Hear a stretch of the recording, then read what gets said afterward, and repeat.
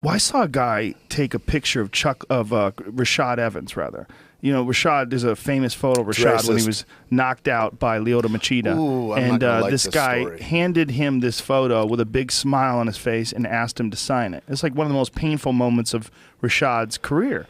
And, you know, this guy's standing right in front of Rashad, and Rashad grabbed the picture and crumpled it up right in his face and like looking at him like, dude, what the fuck are you doing? Smash that dude out. Well, he couldn't. I know that. I mean, if I'm standing with Rashad, like, I would you know what I'm saying? Like, yep. but you know what I'm saying? Yeah. God help you. But here's a guy that you just put that in the revenge category. Come on, Tate. But he knows that he's going to get away with this. Like this is a guy who doesn't respect doesn't respect what he's standing in front of. Like you're petting a fucking lion. Yeah. Like you just smacked the lion in the face. You did something reprehensible, man. A professional fighter at the highest caliber. I mean, he's a former world champion, and you're standing in front of him, mocking him with one of his most devastating defeats, and that comes from not experiencing conflict, not being punched in the face. Not because you can't punch somebody in the face. Exactly. But Joe, everybody's unique. You're special. Everybody's special. Like I want a participation trophy just for this conversation. You will get one. We will all three of us get an equal participation We're drinking trophy. one right now, motherfucker. Yeah. Well, you and I have talked about this, Tate, that like one of the things that we appreciate about guys who have trained and guys who have competed even more so is that they're some of the, I mean, there's outliers, there's douchebags,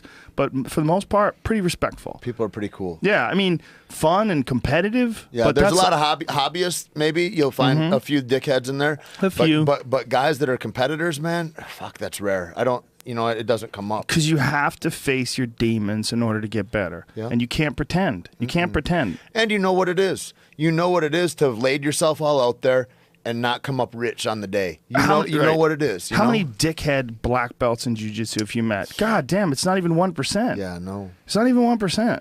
And here's the thing, now though. More and more, there's more people that are becoming black belts that shouldn't be probably now. Maybe that. There's a lot of people that I really don't like that are out there that get black belts and that they've never competed. This idea that like everybody, if you stick around long enough, will get a black belt. Well, no, fuck that. You don't deserve a fucking black belt. Like there's a lot of people that don't deserve fucking black belts. That's man. a fact. You know what I mean? And you don't carry yourself like that. I don't even care if you're the best guy on the mat. You still don't deserve it if you don't carry yourself well in life. Or if you injure people intentionally. There's a ton of things, right? Yeah, especially if you injure like blue belts. So or you white talk belts about in training, like rolling against it. Yeah. There's guys that there's always a guy in every school that like will injure people and people will avoid them. Like get away from that guy. I mean, I value jiu-jitsu so much that I feel like if you're not carrying that well and representing that well, and you're a bully in the street or you're a this or you're that, like you need to walk right, man. That's an honorable thing. God it's on it. us. It's and on you all need of to us. carry your fucking shoulders. shoulders. And if you're not, then that's a problem for me. You know what though? Like you're saying, the guy who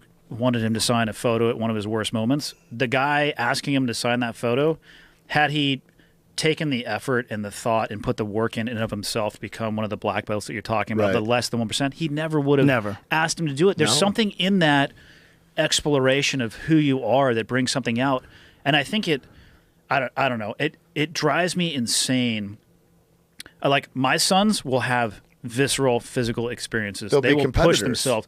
They will be competitors. I'm not going to shy away from that. They're not going to get a participation medal. Right. They're going to get told when their performance was subpar because that's the way the world is. Yeah. And I don't want them being that dude like, hey, here, Joe, you just got knocked out. Can you sign that picture? Like, how about when you get out of school and you find out that participating doesn't matter, or in that way, and I think that's the difference though too with being and to say it in a different way, a participant versus a spectator.